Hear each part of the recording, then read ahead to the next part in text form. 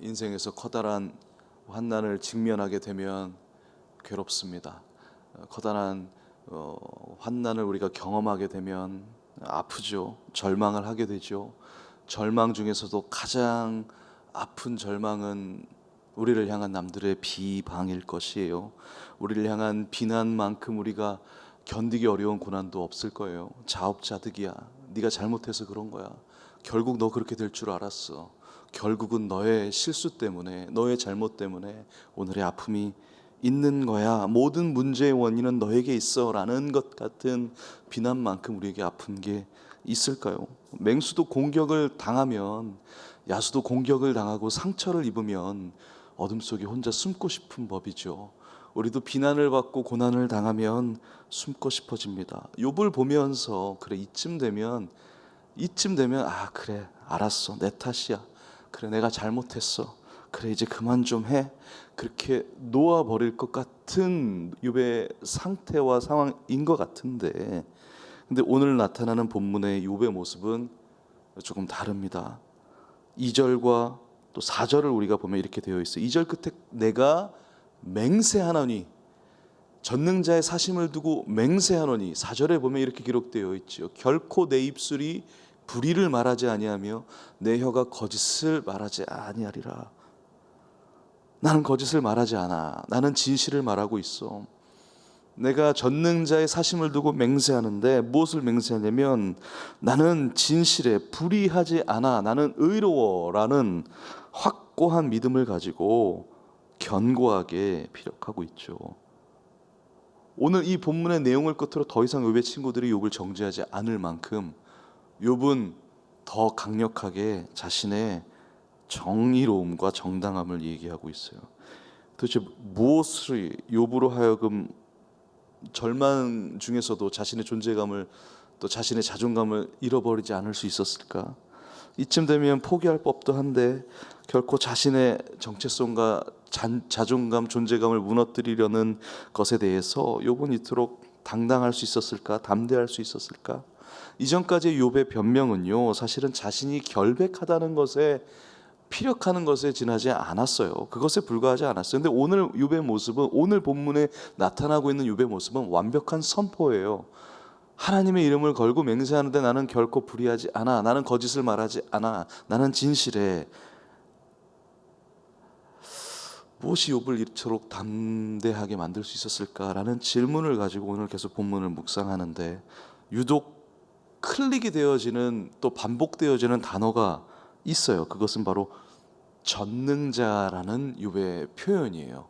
오늘 이 본문에만 하나님을 표현할 때, 욥이 하나님을 표현할 때 전능자라고 표현하고 있는 단어가 2절, 10절, 12절에 3번 등장하고 있죠. 여러분 2절을 한번 다시 볼까요? 이렇게 기록되어 있어요. 나의 정당함을 물리치신 하나님, 나의 영혼을 괴롭게 하신 전능자의 사심을 두고 맹세한다.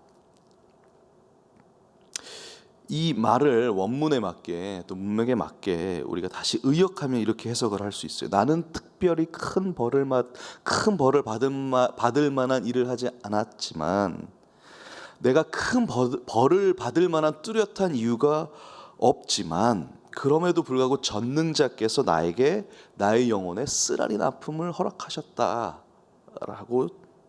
이해할 수 있어요. 욥이 원망스러울 만하죠. 내가 벌을 받을 만한 뚜렷한 이유가 없는데 전능자께서 나에게 이 영혼의 아픔을 허락하셨다라는 그 욥의 고백 속에 원망이 있을 수 있어요. 여러분, 우리는 누군가로부터 비난을 받고 고난을 받고 상처를 받으면 원망하는 마음이 나오게 되죠. 원망하는 게 당연해요. 욥도 하나님 원망했죠. 근데 욥이 달랐던 것이 하나 있었어요. 욥이 하나님을 원망했을 때, 여러분, 우리가 누군가를 원망할 때는 우리에게 고통을 준 그 누군가도 고통스럽기를 바라죠. 여러분, 우리가 누군가에게 부당한 일을 당했을 때에 우리도 똑같이, 아니면 내가 받은 것보다 더 크게 우리 속으로 당신도 부당한 일을 당했으면 좋겠다라는 마음이 우리 원망 속에 같이 있기 나름이에요. 부당하게 해고가 되었나요? 나를 해고시킨 그 회사가, 죄송한 표현이지만, 망하기 원하는 마음이 우리에게 있을 수 있어요. 누군가가 온라인에서 나를 비방한가요? 누군가가 나를 비난하고 비방하는 상황, 여러분, 죄송한 표현이지만 그 사람이 죄송합니다. 그분들을 더 저주하고 싶은 마음이 우리에게 있을 수 있어요. 솔직한 우리의 심정이에요. 원망은 그래요. 그런데 욥은 하나님을 원망하고 있는데 하나님께 몹시 서운한 상태인데 그의 표현대로라면 정당함을 물리치셨다는 거 아니에요. 부당하잖아요. 영혼을 괴롭게 하셨다는 거잖아요. 부당하잖아요. 근데 이 한 가지를 놓치지 않았어요. 그 하나님은 전능한 분이라는 것, 모든 것을 바꿀 수 있는 분이시라는 것, 지금의 나의 불행을 역전시켜낼 수 있는 능력을 여전히 가지고 계시는 분이라는 것, 마음만 먹으시면 이 모든 상황을 변화시킬 수 있는 분이시라는 전능자 하나님이시라는 욥의 고백이 있었다라는 거예요. 4절에 이렇게 호소하고 있죠. 결코 내 입술이 불의를 말하지 아니하며 내 혀가 거짓을 말하지 아니하리라. 여러분, 이것을 그냥 문맥적으로 살펴보면 그동안 욥에게 일어났던 이 고난 속에 욥이 이렇게 얘기하는 것처럼 느낄 수 있어요. 나는 절대로 결백해 라는 변론인 것 같아 보이죠. 근데 욥이 이처럼 확신을 가지고 나는 결코 불의를 행하지 않았어, 나는 결코 진실만을 말하고 있었어 라고 확신을 가지고 하나님을 두고 맹세하기까지 그가 이야기할 수 있었던 것은, 사실은 어쩌면 이 말은 그동안 나의 자신의 결백에 대한 고백과 결백에 대한 피력이 뿐만이 아니라, 내가 결백했다라는 확신이 아니라 어쩌면 내가 믿는 하나님은 나를 버리지 않으셨어, 내가 믿는 하나님은 전능자셔, 그럼에도 불구하고 나의 이 모습 속에 전능자신 하나님은 나를 바꿔내실 수 있어, 그분은 전능자시다라는 그의 고백에 확신이 있었던 것이 아닐까 생각해요. 왜냐하면 3절을 보세요. 3절에 이렇게 기록이 되어 있어요. 그런데 그 내용 전에 괄호가 되어 있어요. 제가 이게 무슨 의미일까 주석을 찾아봤어요. 이 3절에 괄호가 있는 이유는 주석에 의하면 이런 거예요. 이 3절의 내용이 문맥적으로 지금 3절의 위치에 신학자들이 볼 때에 맞지 않다고 보여졌다라는 거예요. 많은 시대를 거쳐, 시간들을 거쳐 성경이 집필되어지는 과정 속에 어쩌면 이 3절의 내용이 지금 이 위치가 아니라 다른 위치에 있는 내용이 여기에 있는 거 아닐까라는 것이 신학자들의 추측, 그리고 그들의 의견이라는 거예요. 그래서 괄호가 있는 거예요. 근데 저는 지금 여러분과 나누었던, 여러분이 방금 아멘으로 말씀 고백했던, 어쩌면 욥의 확신은 나의 결백이 아니라 하나님은 전능자시다라는 것에 대한 확신이었다라는 그 문맥적으로 그 뜻으로 우리가 살펴볼 때 3절의 내용이 여기 있는 게 맞는 것 같아요. 왜냐하면 3절을 보십시다. 이렇게 기록되어 있죠. 나의 호흡이 아직 내 속에 완전히 있고 하나님의 숨결이 아직도 내 코에 있느니라. 그리고 4절에 이렇게 기록되어 있어요. 나는 절대로 불의를 말하지 않고 내 혀가 거짓을 말하지 아니하니라. 4절에 내가 불의를 말하지 않고 내 혀가 거짓을 말하지 않는다는 것이 그동안의 나의 결백에 대한 주장이라고 생각하면 3절에 괄호가 있는 게 맞는데, 근데 4절에 얘기하고는 내 말이 절대 거짓이 아니야, 내 말은 나는 지금까지 불의를 행하지 않았어, 나는 정당해, 내가 말하는 것이 확실해 라는 것의 주체가 무엇이냐면 3절의 내용, 나의 호흡이 아직도 내 속에 있고 하나님의 숨결이 아직도 내 속에, 내 코에 있다, 하나님이 나를 여전히 버리지 않으셨어. 지금 나의 모습은 너희들이 비난하고 너희들이 조롱하고 너희들이 모든 원인의 문제가 나에게 있다라고 정죄하고 있지만, 그럼에도 불구하고 하나님의 숨결이 아직 나 안에 있어. 그럼에도 불구하고 하나님은 전능자시기 때문에 나를 다시 회복시켜 내실 것이라는 믿음이 내 안에 있어 라는 것의 확신이라면, 4절에 얘기하고 있는 나는 절대 불의하지 않아 라는 그 말의 주체는 뭐겠어요? 하나님은 전능자시다, 하나님의 숨결이 아직 내 안에 있다, 하나님이 나를 포기하지 않으신다라는 고백이 아닐까요? 그것에 대한 믿음이 아닐까요? 그것에 대한 확신 아닐까요? 그리고 그것이 진실하다는 것이며 그 고백의 상태가 불의하지 않은 의로운 상태라는 것 아닐까요? 즉 다시 말하면 욥은 친구들에게 선포하고 있는 거예요. 니들 말대로 무언가 내가 잘못해서 이 그에 대한 대가로 벌을 받고 있는 것이라 할지라도 내가 할 수 있는 말은 오직 한 가지. 지금까지는 내가 정당했고 나는 순전했고 나는 흠이 없었어라고 고백했지만, 아니 오케이, 지금부터 내가 할 수 있는 유일한 확실한 나의 진실된 불의하지 않은 나의 고백은 여전히 하나님의 숨결이 내 안에 있으며 그 하나님은 전능자시다 아직 주님은 나와 함께 하시고 그 생명이 내게 붙어 있거니와 하나님의 숨결이 아직도 내게 있기 때문에 비록 지금 나는 무너져가는 듯해 보일지라도 그분이 나의 전능자시기 때문에 나는 다시 일어날 것이야. 나는 그분을 끝까지 믿어. 그분을 의심치 않으라. 그분께 붙어만 있다면 하나님이 다 바꿔주실 것이야. 왜냐하면 그분은 전능자시기 때문에 라고 욥이 이야기를 하고 있는 것 아닐까요? 여러분 3절에 하나님의 숨결이라는 단어의 그 숨결의 원어를 살펴보면 그것은 전능자의 기운, 그것은 하나님의 영을 이야기하고 있어요. 바로 성령님이죠. 예수님을 죽음에서 살리신 이의 영. 욥이 확신했던 것은 어쩌면 자신의 결백이 아니라 그 하나님의 영이 내 안에 있다라는 것을 확신했던 것입니다. 그 하나님은 전능자시라는 것을 확신했던 것입니다. 그렇기 때문에 이 모든 상황을 다시 바꾸어 놓으실 수 있는 분이 하나님이시라는 믿음, 그리고 그분이 여전히 내게 계시다는, 나와 함께 하시다는 것에 대한 믿음에서 확신했던 것이 죽음에서도 살려내실 수 있는 전능자, 그분이 영이 내 안에 있다는데 눈앞에 절망의 사건이 펼쳐진다 하여도 내가 눈앞에 보이는 것은 그 모든 상황을 역전시켜내실 수 있는 전능자 하나님에 대한 믿음. 여러분 이것이 오늘 우리에게 이 본문의 말씀을 통해서 주신 하나님의 위로입니다. 여러분 절망 앞에서 상황을 변화시켜낼 수 있는 믿음은 하나님에 대한 믿음이에요.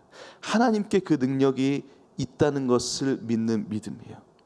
5절과 6절을 보면 그 믿음을 더 확실히 알 수가 있어요. 5절에 이렇게 기록되어 있죠. 나는 결코 너희를 옳다 하지 아니하겠고 내가 죽기 전에는 나의 온전함을 버리지 아니할 것이라. 6절에 내가 내 공의를 굳게 잡고 놓지 아니하리니 내 마음이 나의 생애를 비웃지 아니하리라.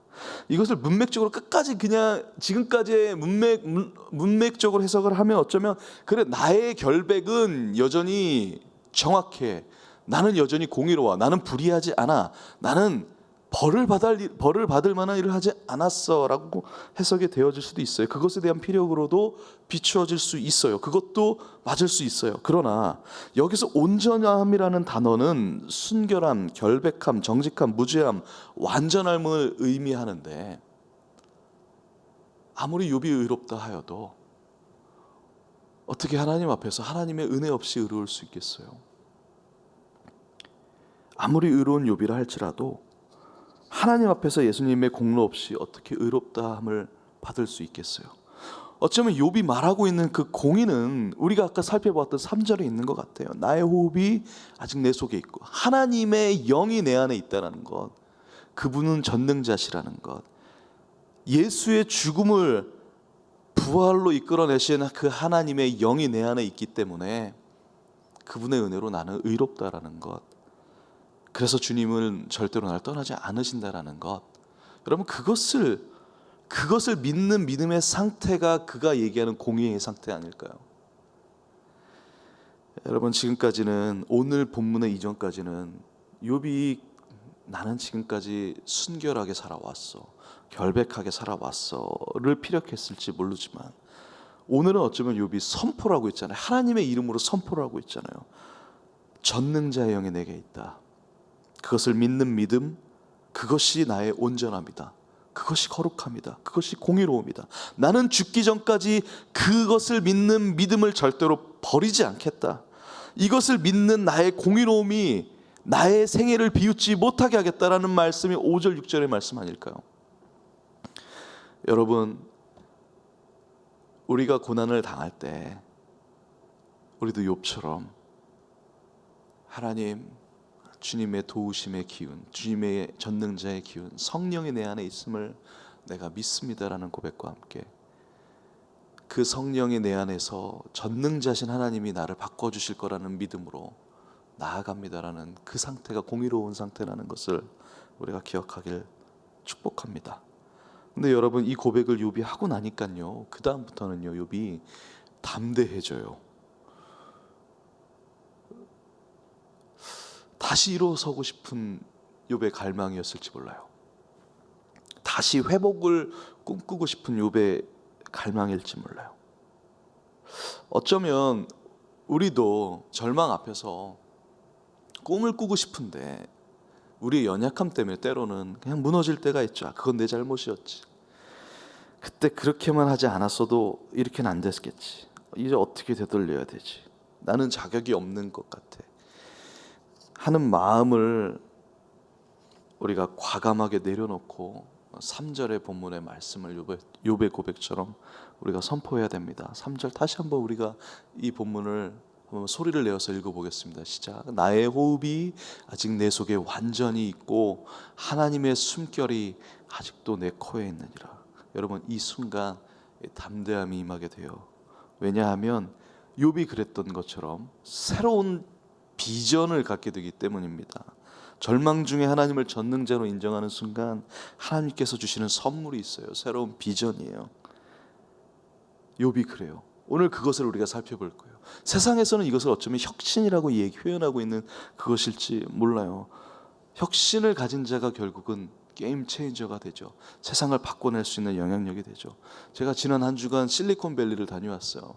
많은 사람들 인터뷰를 할 일들이 있어서 실리콘밸리 다녀왔는데 그 사람들의 모두 공통적으로 이야기하고 있는 혁신에 대한 공통적인 표현이 있었어요. 그것은 혁신은 그들의 표현에 의하면 낭떠러지 끝에서 일어나는 것이 혁신이라는 거예요. 절망 중에, 우리의 표현대로면 고난 중에, 절망 속에서 낭떠러지 끝에 더 이상 어떻게 길을 뻗을 수 없는데 발을 내민 순간 너무 떨어질 것 같은데 잡히는 그곳이 혁신이라는 거예요.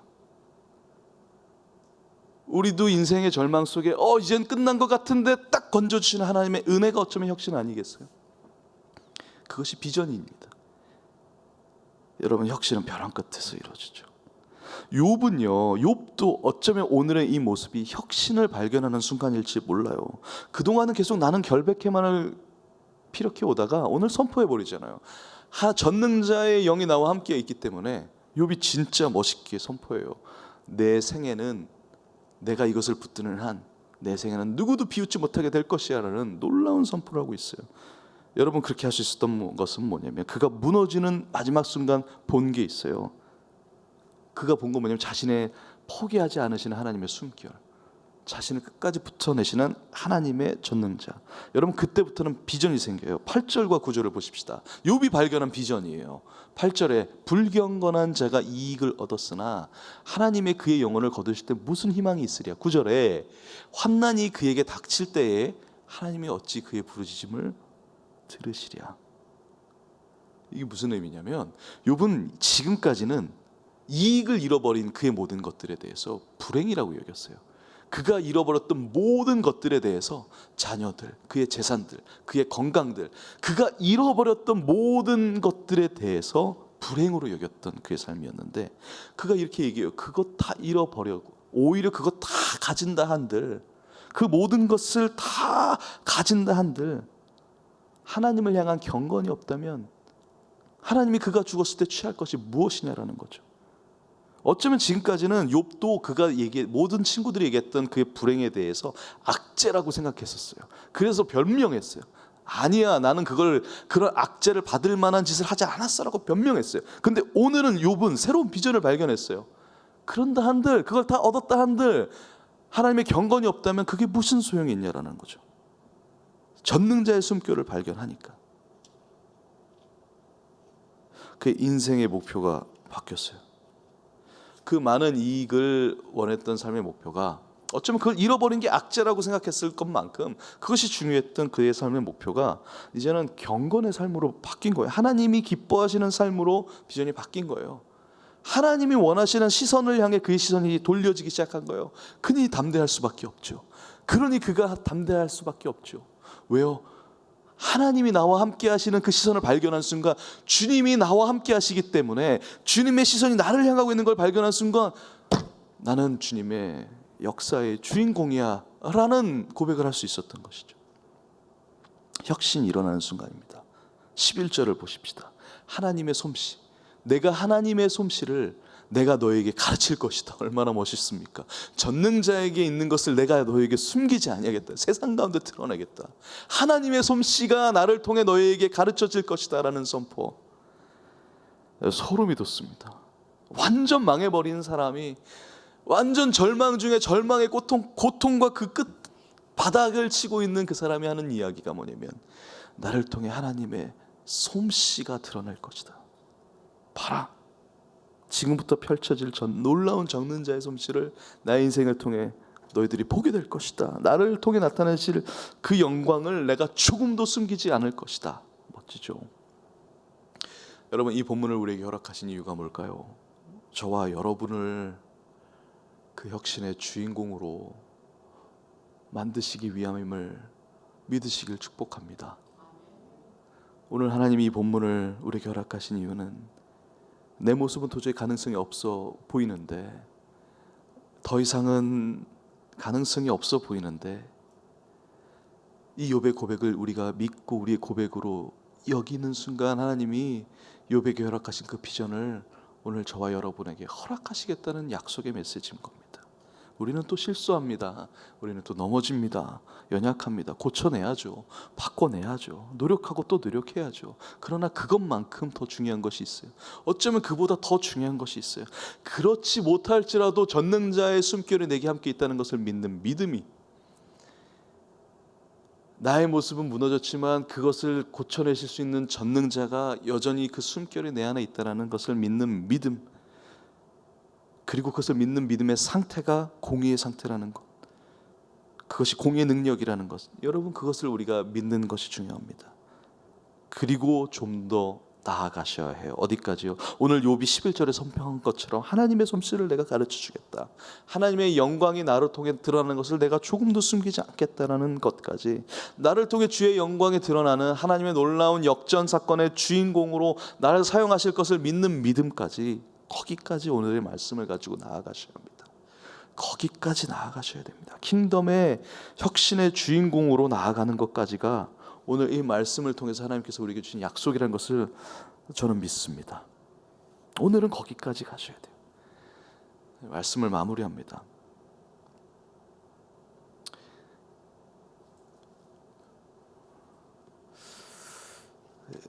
미국에 처음 왔을 때 한국 나이로 31살이라는 나이에 처음 왔어요. 아내와 아이 하나와 함께. 저에게는 어쩌면 굉장히 큰 그 모험이고 도전이었어요. 왜냐면 미국에 아무도 없고 영어도 못하고 한국에서 31살이면 이제 뭔가를 향해서 어느 정도 기반을 쌓고 거기서부터 출발해야 되는 시점인데, 그거를 다 내려놓고 미국이라는 새 땅에 새로 와야 되잖아요. 근데 미국이 너무 오고 싶었어요. 왜 그런지 모르겠어요. 그냥 너무 오고 싶었어요. 미국이라는 땅에서 한번 하나님께서 나에게 어디까지 해주실 수 있을까를 경험해 보고 싶었어요. 하나님 나에게 허락하신 가능성을, 무한한 가능성을 보고 싶었어요. 근데 미국에 왔는데, 막상 왔는데 1년 동안, 저는 미국에 오면 제가 할 수 있는 일들이 굉장히 많을 줄 알았는데 1년간 아무것도 할 수가 없었던 거예요. 아무도 사용해 주질 않고, 유학생이라는 신분 문제도 있고, 뭐 아무것도 할 수 있는 게 없는 거예요. 1년을 아무것도 안 하고 지내고 있는데, 어느 날 주일날 너무 사역이 하고 싶은데 사역할 교회가 없으니까 너무 초라해지는 거예요. 예배를 드리고 혼자 자전거를 타고 바닷가를 갔어요. 헌팅턴 비치를 갔는데 혼자 자전거를 타고, 아내도 한국에 잠깐 보내고, 제 모습이 너무 초라하니까 자전거를 보내줘서 아내를 잠깐 한국에 보냈었어요. 나 혼자 있고 싶어서. 근데 혼자 자전거를 타고 가는데 그 아름다운 비치가 있는데 잠깐 쉬려고 자전거를 세우고 앉았어요. 근데 거기 옆에 비타민이 뭐라 노란색 물통에 누군가 버려놓은 게 이렇게 길바닥에 있는 거예요. 그걸 딱 보는데 딱 제 모습 같은 거예요. 이 아름다운 곳에서 뭐 하고 있는가. 눈물을 막 흘렸어요. 그때 처음 고백한 게, 하나님 저 좀 써주세요. 근데 놀랍게도 그날 강 목사님을 만나게 된 거예요. 그래서 우리 교회에 왔어요. 1년 만에 우리 교회에 왔을 때 그날을 아직도 기억해요. 세상을 다 얻은 것 같았어요. 너무 행복했어요. 그런데 또 한 3년, 4년 지나니까 생활고에 시달리기 시작하죠. 유학생이니까요. 꿈이 없어 보이는 거예요. 절망스러운 거예요. 도대체 나의 인생은 어디로 가나. 한국에서 함께 공부하고 함께 있었던 친구들은 다 목사님이 되셔서 다 저렇게 멋있게 사역하고 계신데, 나는 이 LA라는 변방에서 지금 변방이 된 것 같은 느낌 속에서 있는 모습을 보면서 근데 그때 오래전에 꿈을 꿨던 것들에 대해서 하나님 보여주시기 시작하셔요. 절망 중에 꿈꿀 수 없는데 그 꿈들을 향해서 나아가고 싶은 희망이 생기는 거예요. 실리콘밸리를 다녀왔어요. 구글, 애플, 또 유튜브, 지금 시대로 움직이고 있다는 기업들을 가고 그곳에서 중요한 사람들을 만나고 그들과 인터뷰를 했어요. 그러니까 촬영 때문에 간 거였어요. 여러분, 다시 꿈이 꿔져요. 불가능해 보여요. 제 모습을 보면, 또 우리의 모습을 보면, 팬데믹이라는 상황 속에. 그런데 하나님이 우리 교회를요, 그 시기에 이곳에 땅을 허락하시고 또 건축을 허락하시고 사람들을 허락하신 이유들이 있습니다. 여러분, 우리가 어떤 것일지 모르지만 오늘 욥의 고백처럼 하나님 꿈을 주십시오. 지금부터 새롭게 시작하는 꿈을 주십시오. 킹덤의 혁신의 주인공으로 우리를 삼아 주십시오. 욥의 고백처럼 하나님의 솜씨를 내가 드러낼 수 있는 도구가 되게 해 주십시오. 언제 그 고백이 필요하냐면 절망 중에 그 고백이 빛나는 겁니다.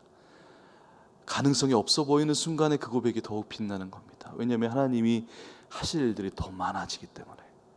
여러분, 그것을 우리가 놓치지 않고 오늘 하루 그 꿈을 향해 그 혁신의 주인공으로 하나님께 우리를 내어드리는 하루가 되길 축복합니다. 기도하겠습니다. 하나님, 우리를 새롭게 회복시키시는 하나님의 바람을 우리가 사모합니다. 하나님, 주님의 그 임재와 또 임재 속에서 우리를 회복시키는 주님의 능력을 우리가 참 사모합니다. 하나님을 필요합니다. 이 시간 함께하여 주셔서